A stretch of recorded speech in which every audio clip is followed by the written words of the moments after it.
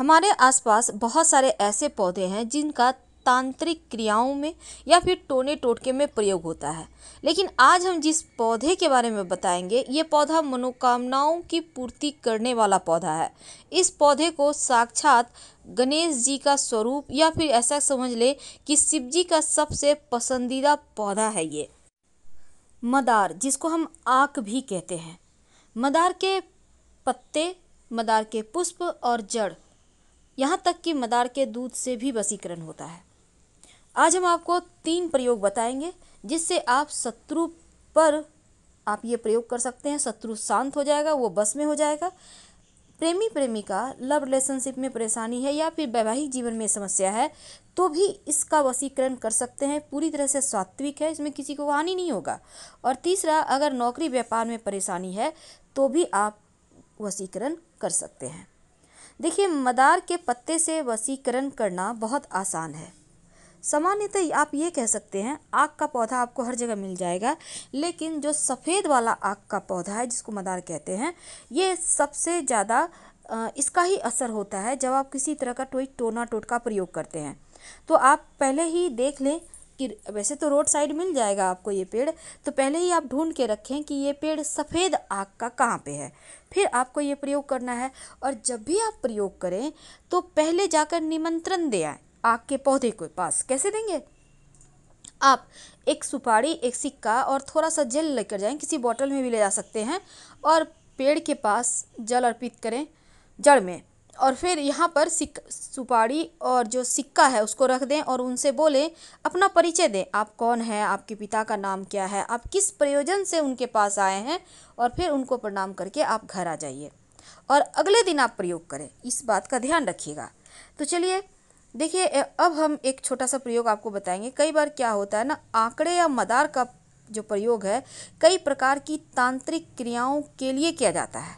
तो आज हम बहुत तरह के प्रयोग होते हैं, पर हम आपको कोई बड़ा वाला तांत्रिक प्रयोग नहीं बताएंगे। हम पहले ही क्लियर कर दें, वो जो होता है मारन वाला, वो सब नहीं बताएंगे। सिंपल तरीके से आप शत्रुओं को शांत करें, आप प्रेमी प्रेमिका एक दूसरे के करीब आएँ, बस यही बताएंगे। तो चलिए हम जानते हैं, एक बात जान लें कि जिस घर में, घर के बाहर, बाउंड्री वॉल के बाहर मदार का आक का पौधा होता है, उस घर में कभी भी किसी की नज़र दोष नहीं लगती, नकारात्मक शक्तियाँ प्रवेश नहीं करती। अगर आपके घर के सामने मदार का पौधा है तो आप बहुत भाग्यवान हैं। अब जरूरी नहीं है कि गेट के ठीक सामने हो, आपके बाउंड्री वॉल के आसपास भी हो सकता है। तो ये पौधा का होना बहुत अच्छा होता है, क्योंकि आपके घर में लोगों का तंत्र क्रिया असर नहीं करेगा या फिर लोग कर ही नहीं पाएंगे। लेकिन सवाल ये भी है कि कहाँ पे लगाएं, किधर लगाएं। तो देखिए, उसके भी वास्तु में नियम है। आक का पौधा जो होता है ना, वो भले ही तंत्र क्रियाओं के लिए भी यूज होता है और उसको नष्ट भी करता है, और इसके दूध से भी वशीकरण होता है, इसके पत्ते का भी प्रयोग होता है। तो चलिए आज हम बहुत सारी बातें करेंगे, लेकिन एक बात खास, मदार का पौधा जब भी लगाएं, घर के मुख्य दरवाजे के बाहर दाहिने तरफ। एक और बात, जब भी आप कोई टोना टोटका करते हैं तो शनिवार को ज़्यादा अच्छा रहेगा करना। और पहली बात, आपको शुक्रवार के दिन ही निमंत्रण देकर आना होगा। आपको एक दिन पहले निमंत्रण जरूर देना चाहिए ताकि आपकी मन्नत वो सुने, विनती सुने। अब जैसे आप किसी को बुलाने जाते हैं तो पहले से फ़ोन कर देते हैं, ठीक उसी प्रकार। तो सवाल ये है कि आप उनको निमंत्रण कैसे देंगे। देखिए, एक दिन पहले आप जाइएगा, 1 लोटा जल, 1 सुपारी, 1 सिक्का लेकर जल अर्पित कर दें पेड़ की जड़ में। और कभी भी कर सकते हैं, सुबह से शाम तक, जरूरी नहीं है कि भूखे रहना, आप खा पी के भी कर सकते हैं। उसके बाद सिक्का और सुपारी उनके पास रख दें, जड़ के पास, और उनसे हाथ जोड़कर प्रार्थना करें, अपना परिचय दें, आप कौन हैं, आप किनके बच्चे हैं, क्यों आए हैं, और उनसे कहिए कि के साथ। तो सबसे पहले तो आप पहले से निमंत्रण दे के रखिए मदार के पेड़ को, आक के पौधे को। अब इसके बाद आप अगले दिन जाइए और जाकर आपको मदार का सिर्फ पुष्प नहीं तोड़ना, बल्कि जो पुष्प है और उसके साथ जो पत्ते हैं, नए नए जब पुष्प निकलते हैं तो पत्ते उसके साथ बहुत अच्छे से टच किए हुए होते हैं। तो आपको, या बड़े भी खिले हुए पुष्प हैं तो कोई बात नहीं, बस ये कोशिश करना है कि पत्ते भी आपको लेकर आना है। अब इसको लाकर आप, पत्ते और पुष्प लगा हुआ ही रहे, टूटे, उसको तोड़ना नहीं है।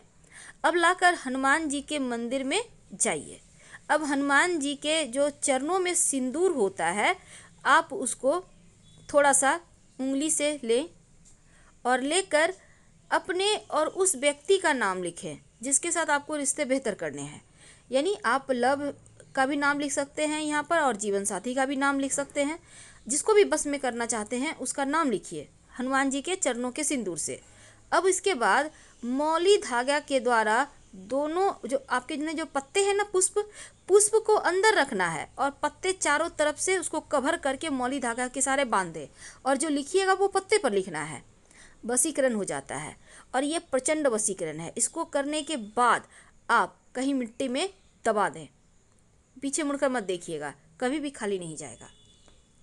अब हम आपको एक छोटा सा प्रयोग बताएंगे। जब शत्रु विरोधी ज़्यादा परेशान करे, जब आपको लगे कि यहाँ से बाहर नहीं निकल पा रहे, शत्रु बहुत परेशान कर रहे हैं, तब एक छोटा सा काम कीजिए। आपको यहाँ भी निमंत्रण देना है पहले से, इस बात का याद रखिएगा। अब आपको ये प्रयोग देखिए, जो शत्रु है उसी के ऊपर कीजिएगा। आपको सफ़ेद वाला आक का पौधा है, वहाँ पर आप जाइए। अब पत्ते तोड़िए पौधे के और पत्ते से जो दूध निकलता है उस दूध से आक के पत्ते पर शत्रु का नाम लिखिए। यानी कि आक के पत्ते पर, मदार के पत्ते पर ही मदार के दूध से शत्रु का नाम लिखें और फिर इस पत्ते को वहीं पर ज़मीन के अंदर पेड़ के पास ही गड्ढा करके दबा दें और मिट्टी ढक दें। शत्रु बस में हो जाएगा, शत्रु शांत हो जाएगा और आप फिर परेशान नहीं होंगे। वैसे ये प्रयोग एक ही बार में काम करता है। संभव हो तो जैसे ग्रहण होता है, पूर्णिमा है, अमावस्या है, शनिवार है, इन सभी दिनों में अगर ये प्रयोग करें तो वो ज़्यादा असर करेंगे, जल्दी अपना असर दिखाएंगे। ज्योतिष के अंदर यहाँ तक माना जाता है कि अगर आप मदार की जड़ को ताबीज के अंदर रखकर, यानी सफ़ेद मदार की जड़ ताबीज के अंदर रखकर काले धागे में बांधकर गले में या बाह में धारण करें तो आप पर कोई कितना बड़ा भी तांत्रिक प्रयोग किया होगा वो समाप्त हो जाएगा। तो अगर आपको भी लगता है आपके घर के आसपास किसी ने कुछ किया है तो ये प्रयोग कर सकते हैं और 1 महीना के बाद मिट्टी में दबा दें। तो चलिए सबसे अंत में एक खास उपाय। कई बार क्या होता है, आपके ऑफिस में, आपके व्यवसाय स्थल पर लोग बहुत परेशान करते हैं, कई बार घर में भी लोग परेशान करते हैं। तो ऐसे में एक छोटा सा काम कीजिए। आक के मदार के पत्ते से भी वशीकरण होता है, लोग परेशान नहीं करेंगे। तो आपको मदार के पेड़ की जड़ किसी भी शनिवार के दिन थोड़ा सा तोड़ कर ले आइए, लेकिन पहले शुक्रवार की शाम निमंत्रण दे आइएगा। और इसके साथ ही एक पत्ता भी तोड़ कर ले आइए, आक का जड़ थोड़ा सा और एक पत्ता। अब इसको मदार के जो पत्ते हैं और जड़ है इसको ले आइए। अब इनको पीस लीजिए अच्छे से और फिर किसी मदार के पत्ते को धोकर, यानी कि जो जड़ है उसको पीस लिया, अब मदार के पत्ते को धो लीजिए, उसके ऊपर जड़ को थोड़ा सा घी के साथ रखिए। अब इसका आप तिलक कर सकते हैं, जिसके भी सामने जाएंगे वो बस में हो जाएगा। आप चाहें तो मदार के पत्ते भी पीस लें, मदार का जड़, मदार का पत्ता और थोड़ा सा घी मिक्स करके। ये प्रचंड वशीकरण है। आपके नौकरी रोजगार में भी आपको समस्या नहीं आएगी, कोई भी आपके सामने टिक नहीं पाएगा और ये वशीकरण तिलक है। वैसे तो आप वशीकरण के लिए यहाँ पर आप चाहें तो लाजवंती के पौधे का जड़ भी डालकर, पीसकर डालकर आप प्रयोग कर सकते हैं, इससे भी वशीकरण होता है। तो छोटे छोटे प्रयोग हैं पर इसके असर आपको बहुत लंबे समय तक दिखेंगे। अब देखिए, सफ़ेद मदार की जड़ और पत्ते से जो वशीकरण होता है वो कभी खाली नहीं जाता। तो अगर आप एक छोटा सा प्रयोग करें, जैसे कि एक सफ़ेद का मदार का एक पत्ता तोड़ कर ले आए और पत्ते को घर के बाहर कोने में दबा दें। जब भी कीजिएगा बस चुप रहना है। अब ये नहीं कि बातचीत कर रहे हैं, प्रयोग कर रहे हैं, बिल्कुल ऐसा ना करें। चुपके से करना होता है टोटका, जैसे कोई टोके नहीं, बातचीत ना करें। और शत्रु वाला आप उपाय जरूर कर लीजिए।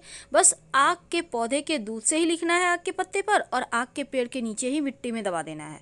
और जितने शत्रु उतने पत्ते पर लिखिएगा, एक ही पत्ते पर सारे शत्रु का नाम मत लिखिएगा। आपको तो पता है जब 10 साल पुराना आक का पौधा हो जाता है तो उसकी जड़ में गणेश जी की आकृति बन जाती है। और ऐसा कहीं आपको मिल जाए तो जरूर घर ले आइए और विधिवत पूजा आराधना करें। आपके जीवन में धन की कमी कभी नहीं होगी। लेकिन इसी आक के पौधे की जड़ को अगर आप शिवलिंग पर अर्पित कर दें और फिर इस जड़ को जो स्त्री संतान की चाहत रखती है वो अपने कमर में सफ़ेद धागा या लाल धागा में बांध कर पहन ले तो 3 महीने के अंदर गर्भाधान होता है, संतान की प्राप्ति होती है। तो ये प्रयोग वैसे तो आप किसी भी पुष्य नक्षत्र में कर सकते हैं, नहीं तो किसी भी सोमवार को शुक्ल पक्ष की सोमवार को करना ज़्यादा शुभ रहेगा, यानी जो उजाला पक्ष होता है, अंधेरा पक्ष में नहीं, अमावस्या के बाद आने वाले सोमवार को। तो हम आपसे विदा लेते हैं। जानकारी अच्छी लगे तब अपनों से शेयर करें, वीडियो को लाइक कीजिए, चैनल को सब्सक्राइब कीजिए और ज़्यादा जानकारी के लिए आप हमारे वेबसाइट grandharmasamayak.com गूगल सर्च करके आ सकते हैं। वेबसाइट का लिंक आपको डिस्क्रिप्शन में मिल जाएगा। धन्यवाद।